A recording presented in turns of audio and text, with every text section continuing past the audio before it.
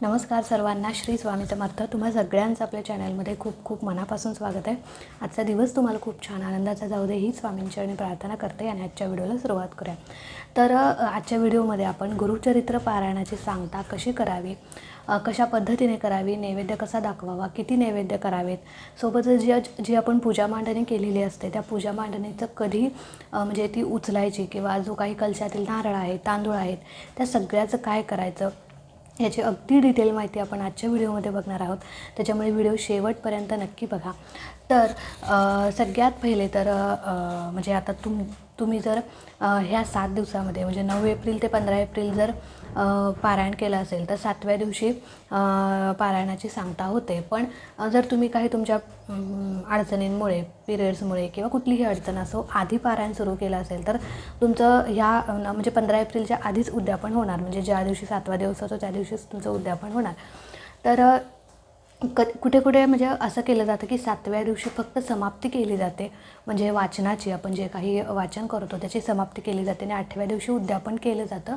पण काही ठिकाणी 7व्या दिवशीच सांगता आणि उद्यापन म्हणजे समाप्ती आणि उद्यापन हे केलं जातं. जशी तुमची इच्छा त्या दिवशी तुम्ही शक्यतो 7व्या दिवशी करा.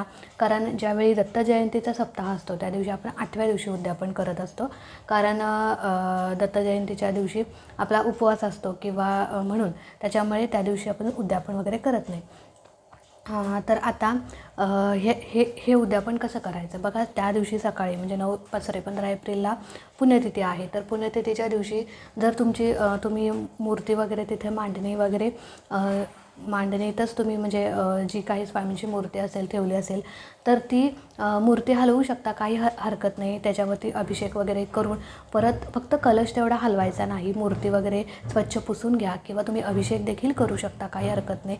फोटो असेल तर फोटो स्वच्छ पुसून घ्यायचा आणि त्याच्यानंतर महाराजांची पंचोपचार पद्धतीने पूजा करायची. स्वामींची असेल, दत्त महाराजांची असेल, पंचोपचार पद्धतीने पूजा करायची, थोडी आरास करायची आणि रांगोळी वगैरे छान काढायची. त्याच्यानंतर जे काही म्हणजे आपली जी काही नेहमीची पूजा आहे, धूप दीप अगरबत्ती या सगळ्या गोष्टी करून पूजा वगैरे करून घ्यायची. त्याच्यानंतर आता ही सगळी पूजा बेसिक म्हणजे आपली जी नेहमीची पूजा आहे ती झाल्यानंतर तुम्हाला काय करायचं, जे काही तुमचं वाचन आहे ते वाचन करून घ्यायचं. आणि आता शक्यतो जे केंद्रामध्ये पारायणाला बसलेले आहेत त्यांना तर केंद्रात जे काही पारायणाला बसले आहेत त्यांना उद्यापन वगैरे किंवा नैवेद्य घरात जे आपण सगळं काही करतो ते करावं लागत नाही. कारण तिथे सामूहिक पारायण असतं आणि तिथेच आपलं उद्यापन ते करून घेत असतात. त्यामुळे तिथे नैवेद्य वगैरे न्यावा असं काही नसतं. पण घरात जर आपण पारायण केलं तर आपल्याला सगळं यथासांग म्हणजे व्यवस्थित त्याची सांगता करावी लागते, नैवेद्य दाखवावा लागतो, सगळं व्यवस्थित करावं लागतं. तर आता नैवेद्य काय करायचे तर महाराजांना सगळ्यात पहिली ही सगळी पूजा झाली त्याच्यानंतर तुम्हाला नैवेद्य बनवायचे आहेत. तर तुम्हाला 4 नैवेद्य बनवायचे आहेत. 4 नैवेद्याची ताटं बनवायची आहेत तुम्हाला. एक दत्त महाराजांचा, एक स्वामींचा, एक कुलदेवीचा आणि एक ग्रंथाचा, असे 4 नैवेद्य तुम्हाला करायचे आहेत. 4 ताटं घ्यायची. आता नैवेद्य कसा दाखवायचा, काय दाखवायचा मी सगळं सांगते, व्हिडिओ शेवटपर्यंत नक्की बघा. तर आता ही सगळी पूजा वगैरे झाली, तुमची वाचन वगैरे सगळं करून घ्यायचं आणि त्याच्यानंतर नैवेद्याची तुम्हाला तयारी करायची आहे. आता नैवेद्य तुम्ही काहीही बनवू शकता, पण त्या नैवेद्यामध्ये घेवड्याची शेंग असलीच पाहिजे. अगदी थोडी कवीना घेवड्याची, वालपापडी नव्हे, म्हणजे घेवड्याची शेंग जी तुम्हाला माहीत असेल, घेवड्याची शेंग जी पापडी असते ती नव्हे, वाल घेवडा. तर ती शेंग आपल्या उद्यापनाला दुसरा कुठलाच म्हणजे नैवेद्य नसला तरी चालेल, पण साधा भोळा जरी तुमचा नैवेद्य असला चालेल, पण त्या नैवेद्यामध्ये घेवड्याची शेंग ही असलीच पाहिजे. अगदी थोडी जरी तुम्हाला मिळाली तर आदल्या दिवशी घेऊन या आणि ती त्या दिवशी तुम्हाला नैवेद्यात दाखवायचीच आहे. कळालं. आता तुम्ही यथाशक्तीने तुमच्या कुठलाही तुम्ही नैवेद्य दाखवू शकता. त्या दिवशी तुम्ही पुरणपोळी करू शकता, कटाची आमटी, काहीही करू शकता, पण त्या नैवेद्यात तुम्हाला घेवड्याची शेंग असली पाहिजे. तर बेसनाचे लाडू किंवा वरण भात भाजी पोळी, घेवड्याची शेंग आणि सात्विक अन्न जे काही आहे, चपाती म्हणजे खीर वगैरे करू शकता, गोडामध्ये शिरा करू शकता, जे काही तुम्हाला जमेल ते. पण जो नैवेद्य करताय त्यात घेवड्याची शेंग ही असली पाहिजे. कळालं. आता जे काही तुम्ही नैवेद्य केले, जे काही तुम्ही पदार्थ केले, ते सगळे नैवेद्य त्या 4 ताटांमध्ये थोडे थोडे थोडे सगळे करायचे. म्हणजे आता आपल्या घरात कसं माणसं असतात, त्या सगळ्यांना आपण ताटं करतो, सगळ्या ताटांमध्ये सगळे पदार्थ वाढतो. तशाच प्रकारे सगळे पदार्थ वाढून 4 ताटं तयार करायची. त्या सगळ्या पदार्थांवर 4ही ताटात जेवढे पदार्थ आहेत त्या सगळ्या पदार्थांवर एक एक एक एक तुळशीचं पान ठेवायचं. कळलं? तुळशीच्या पानाशिवाय महाराज नैवेद्य ग्रहण करत नाहीत आणि तो अपूर्ण असतो, लक्षात घ्या. आणि त्याचसोबत तुम्हाला जर काय म्हणतो तो विडा, पानाचा विडा जर मिळाला तर अतिशय उत्तम, नसेल तर काही हरकत नाही. मिळाला तर अवश्य त्यामध्ये ठेवा, नसेल तर काही हरकत नाही. कळालं? आता तुळशीचं पान, आता एक ताट केलं आहे, आता वरण आहे, भात आहे, भाजी आहे, आमटी आहे, जेवढे पदार्थ 5-6 आहेत त्याच्यावरती तुळशीचं पान ठेवायचं. 4ही ताटांमध्ये तुळशीची पानंही असली पाहिजेत. एक तांब्या घ्यायचा, त्यात पाणी घ्यायचं, त्यातसुद्धा तुम्हाला तुळशीचं पान टाकायचं आहे. कळालं? आता हे सगळे जे काही नैवेद्य आहेत ते आपण जी काही मांडणी केलेली आहे त्या मांडणीच्या समोर तुम्हाला ठेवायचे आहेत. कळालं? अशी 4ही ताटं ठेवायचे आहेत. त्याच्यानंतर प्रत्येक नैवेद्य, एक पहिला नैवेद्य कुठला असतो तर स्वामींचा, म्हणजे दत्त महाराजांचा, स्वामींचा, त्याच्यानंतर कुलदेवीचा एक नैवेद्य आणि ग्रंथाचा नैवेद्य जो असतो तो तुम्ही स्वतः खायचा असतो. म्हणजे ज्यांनी कोणी पारायण केले ना त्यांनी तो ग्रंथाचा जो नैवेद्य आहे तो तुम्ही स्वतः खायचा. कळालं? आता आणि त्यापैकी कुठलाही एक नैवेद्य तुम्हाला गाईला द्यायचा आहे. आता समजा नैवेद्य दाखवायचे. नैवेद्य तुम्हाला म्हणजे तुम्ही रोज दाखवता तशा पद्धतीने नैवेद्यम समर्पयामी, नैवेद्यम समर्पयामी अशा पद्धतीने दाखवला तरी चालेल. पण जर तुम्हाला वेगळ्या पद्धतीने दाखवा, ओम प्राणाय स्वाहा, ओम अपनाय स्वाहा, ओम उदानाय स्वाहा, अशा पद्धतीने ज्यावेळी आपण नैवेद्य दाखवतो एखाद्या खास विशिष्ट तिथीला, ते जर तुम्हाला येत असेल तर तुम्ही तसंही दाखवलं तर चालेल.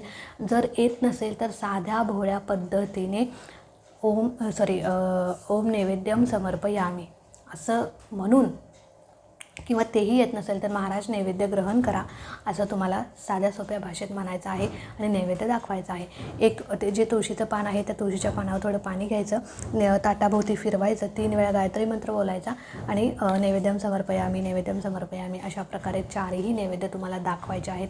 नैवेद्य दाखवून झाल्यानंतर तुम्हाला ग्रंथ जो आहे, आता ह्याच्या आधी उद्यापन, आता हे नैवेद्य दाखवलं, आता उद्यापन म्हणजे तुम्ही एक ब्राह्मण जोडपं जेवू घालू शकता. ब्राह्मण जोडपं नाही मिळालं तर तुम्ही जे काही तुमचे नातेवाईक आहेत, मित्रमंडळी आहेत, त्यांच्यापैकी एखादं जोडपं तुम्ही जेवू घालू शकता.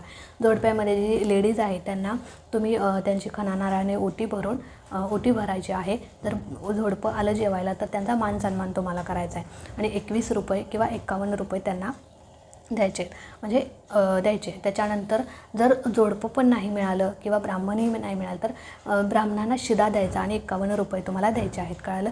आणि अशा पद्धतीने साध्या सोप्या पद्धतीने तुम्हाला उद्यापन करायचं आहे. जोडपं मिळालं तर जोडपं वाढा, नाही मिळालं तर ब्राह्मणांना शिदा देऊन, दक्षिणा देऊन, तुमच्या यथाशक्तीने कितीही दक्षिणा तुम्ही देऊ शकता, यथाशक्तीने दक्षिणा देऊन तुम्ही हे साधं भोळं उद्यापन तुम्हाला करायचं आहे. असं काही नाही की खूप मोठं करावं लागतं, जेवणं वाढावं लागतं, नाही. महाराज आपली काही मागत नाहीत, फक्त महाराज आपली निस्वार्थी सेवा आपल्याकडे मागतात. कळालं? आता हे झालं, सगळं नैवेद्य झालं, तुम्हाला जे काही करायचं आहे जोडपं वगैरे ते सगळं झालं, नैवेद्य दाखवून झाला. आता नैवेद्यांचं करायचं काय? त्यापैकी जो ग्रंथाचा नैवेद्य आहे तो तुम्ही स्वतः खायचा. बाकीचे 3 नैवेद्य आहे त्यातला एक गाईला द्यायचा. गाय मिळाली नाही तर ठीक आहे, जे काही 3 नैवेद्य आहेत ते तुम्ही घरातच संपवायचे. इतर कुणालाही ते द्यायचा नाही. प्रसाद म्हणून आपल्याला सवय असेल घ्या नाही, घरात जेवढी मंडळी आहेत तेवढ्या सगळ्यांनी तो संपवायचा आहे नैवेद्य. जे काही 3 ताटं आपण केलेली आहेत ती सगळे तुम्ही घरातल्यांनीच मिळून खायचं आहे. कळालं? आता त्याच्यानंतर जे काही आपण पूजा मांडणी केलेली आहे ती त्याच दिवशी उचलू शकता, काही हरकत नाही. पण दुसऱ्या दिवशी तुम्हाला त्याच दिवशी तसंच ठेवून दुसऱ्या दिवशी पण उचलू शकता, जशी तुमची इच्छा. आता जे काही आपण कलशातला जो नारळ आहे तो नारळाचं काय करायचं तर त्याचा तुम्ही प्रसाद म्हणून खाऊ शकता. बरेच लोक असे म्हणतात की तो नारळ फोडायचा नसतो किंवा विसर्जित करायचा असतो, तर मला तर अजिबात पटत नाही. म्हणजे शक्यतो तो नारळ, त्यामध्ये आपण इतक्या चांगल्या पॉझिटिव्हिटी त्या नारळामध्ये असतात. आपण इतके दिवस म्हणजे सेवा केलेली असते, सेवेची शक्ती त्यामध्ये उतरलेली असते आणि मांगल्याचं प्रतीक म्हणून ते असतं आणि तो प्रसाद म्हणून असतो. आणि तो नारळ फोडून आपल्याला तिथेच त्या दिवशी फोडू शकता किंवा दुसऱ्या दिवशी फोडून त्याचा गोड प्रसाद महाराजांनाही दाखवायचा आणि आपणही तो खायचा आहे. मग नारळाची बर्फी करू शकता. जे काही बनतं ते तुम्ही त्याचं गोड बनवून खायचं आहे. तिखटामध्ये घालू नका. त्याचं गोडच काहीतरी बनवून खा, बर्फी वगैरे बनते तर त्याचं गोड बनवून तुम्हाला खायचं आहे. जे तांदूळ आहे ते तांदूळ काय करायचे, जर तुमचं धान्य आहे तर त्यात म्हणजे तांदूळ जर साठवलेले असतील तर त्या तांदळात थोडे तुम्ही तांदूळ ते मिसळायचे आहेत. बाकीचे म्हणजे सगळे पण मिसळू शकता किंवा पाण्यात विसर्जितही करू शकता. याचं असं बाकीचं असं काही नाही. आता जे काही म्हणजे फुलं वगैरे आहे ते सगळं तुम्ही पाण्यात विसर्जित करू शकता. आणि अशा प्रकारे तुम्हाला आणि हो, ग्रंथ जो आहे, आता 7 दिवस आपण ग्रंथाला हात म्हणजे हलवलेला नसतो, तर ग्रंथ हलवायचा कसा, तर ग्रंथ बघा असा ज्यांनी कोणी पारायण केले त्याने डोक्यावरती पदर घ्यायचा, किंवा जेंट्स असेल त्याने डोक्यावरती टोपी घ्यायची किंवा रुमाल डोक्यावरती घ्यायचा. आणि अशा पद्धतीने आता हा ग्रंथ आहे, समजा हा ग्रंथ आहे, मी अशा पद्धतीने आता हा माझ्याकडे हे स्वामी असं माझ्याकडे आहे, ग्रंथ असा घ्यायचा आहे. अशा 4 बोटांवरती तुम्हाला ग्रंथ घ्यायचा आहे. त्याच्यानंतर तुम्हाला जय जयकार येत असेल तर जय जयकार करा, जो आपण केंद्रात करतो. तर नसेल येत तुम्हाला तर तुम्ही काय करायचं, अगदी साध्या सोप्या पद्धतीने, प्रत्येक गोष्ट परफेक्टच झाली पाहिजे असं काही नाही. बघा स्वामींना तुम्हाला नाही येत ना, एखादी गोष्ट चुकीची करण्यापेक्षा ती न केलेली बरी. पण एखादी गोष्ट तुम्हाला परफेक्ट येते ती करा तुम्ही. तर आता जय जयकार तुम्हाला येत नसेल तर तो बऱ्याच ताईंना जय जयकार म्हणजे मला कमेंट्समधून कळालं की नाही येत, तर तुम्ही काय करायचं बघा, असा ग्रंथ धरायचा. सगळ्यात पहिले ग्रंथ आपला असा खाली असतो पाटावरती, तर तो अशा 4 बोटांनी असा उचलायचा आणि 3 वेळा पहिल्यांदा उचलायचा, खाली ठेवायचा, उचलायचा, खाली ठेवायचा, उचलायचा, खाली ठेवायचा, 3 वेळा असं करायचं. आणि त्याच्यानंतर तुम्हाला असा तो डोक्यावरती ठेवायचा, डोक्यावरती ठेवायचा. त्याच्या डोक्यावरती का ठेवायचा, तर जे काही आपण 7 दिवस पारायण केलेलं आहे, ज्या काही आपल्या चुका झालेल्या त्या क्षम्य व्हाव्यात. आणि जी काही सात्विक लहरी आहे, सात्विक तरंग आहे, जे काही त्यामध्ये पॉझिटिव्हिटी आहे, जे काही गुरुचरित्र ग्रंथाचं एक विशेष आहे म्हणजे अध्यात्म, ते आपण आत्मसात करून घ्यावं. त्याची म्हणजे जी काही पॉझिटिव्ह एनर्जी आहे ती आपल्यामध्ये आत्मसात व्हावी, याच्यासाठी तो ग्रंथ तुम्हाला डोक्यावरती ठेवायचा आहे. आणि श्री स्वामी समर्थ, श्री स्वामी समर्थ, श्री स्वामी समर्थ असं म्हणत तो ग्रंथ हलवायचा आहे 3 वेळा. आणि त्याच्यावरती डोक्यावरती ठेवायचा आणि डोक्यावरती ठेवून परत तो खाली ठेवायचा. अशा प्रकारे तुम्हाला ग्रंथ हलवायचा आहे. आणि ग्रंथ जो आहे तो तिथेच ठेवू शकता, म्हणजे पूजा मांडणी वगैरे करून झाल्यानंतर तो ग्रंथ आहे त्या कपडामध्ये व्यवस्थित झाकून पॅक करून तुम्ही जिथे ठेवता, तिजोरीत असेल किंवा कुठेही, तो व्यवस्थित पॅक करून ठेवायचा. पुढे कधी तुम्ही पारायण करणार आहे त्याच वेळी तो हलवायचा किंवा त्याच वेळी तो काढायचा. कळालं? तर अशा प्रकारे तुम्हाला गुरुचरित्राचं सांगता किंवा उद्यापन करायचं आहे.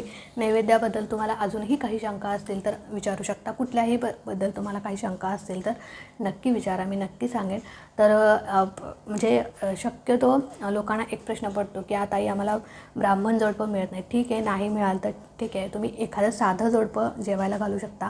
पण ते जोडपं पण असं पाहिजे ज्याचे विचार चांगले पाहिजेत, आचार चांगले पाहिजेत, नम्र जोडपं असलं पाहिजे, जे आध्यात्मिक म्हणजे ते भक्ती भावाने दृढ असले पाहिजेत, किंवा तेही लोक म्हणजे अध्यात्माविषयी त्यांना गोडी असली पाहिजे. नाहीतर असं करतो की आपण एखाद्याच्या मनात भाव नाही, भक्ती नाही, उगाच त्यांना म्हणजे बोलवलं आहे म्हणून आपण जाऊया असं जोडपं नको. ते जोडपंसुद्धा अध्यात्माशी जोडलेलं असावं. असंच तुम्हाला जोडपं निवडायचं आहे आणि त्यांना जेवू घालायचं आहे, त्यांचा मानसन्मान करायचा आहे. जी काही स्त्री आहे त्यांना तुम्ही म्हणजे साडी नसेल ठीक आहे, पण म्हणजे ओटी भरायची आहे. खणा नारळ किंवा पीस याने तुम्हाला ओटी भरायची. 21 रुपये त्यांना द्यायचे. आणि जर जोडपं नाही मिळालं तर ब्राह्मणांना शिदा देऊन, शिदा म्हणजे काय, 5 धान्य, पण ते धान्य असं द्यायचं की ॲटलिस्ट 2 माणसं तरी पोटभर जेवतील असं त्यांना शिदा द्यायचा. नाहीतर एवढं अजिबात द्यायचं नाही. ॲटलिस्ट त्यांच्या घरातील जे 2 ब्राह्मण आहेत म्हणजे जोडपं आहे, ते जोडपं पोटभर जेवेल तरी इतकं त्यांना शिदा द्यायचा. कळालं? तर आता आणि त्याच्यानंतर दक्षिणा द्यायची 51, 101 जे काही तुमच्या यथाशक्तीने द्याल ते त्यांना द्यायचं. कळालं? सगळं झाल्यावरती म्हणजे आपलं सगळी पूजा वगैरे झाल्यानंतर. चला, आजचा व्हिडिओ इथेच एंड करते. आवडला असेल तर नक्कीच लाईक करा, शेअर करा. चॅनलवरती नवीन असाल तर चॅनलला सबस्क्राईब नक्की करा. भेटूया अशाच एका नवीन व्हिडिओसोबत, नवीन सेवेसोबत. तोपर्यंत खुश राहा, आनंदी राहा आणि सगळ्यात महत्त्वाचं महाराजांची सेवा करत राहा. श्री स्वामी समर्थ.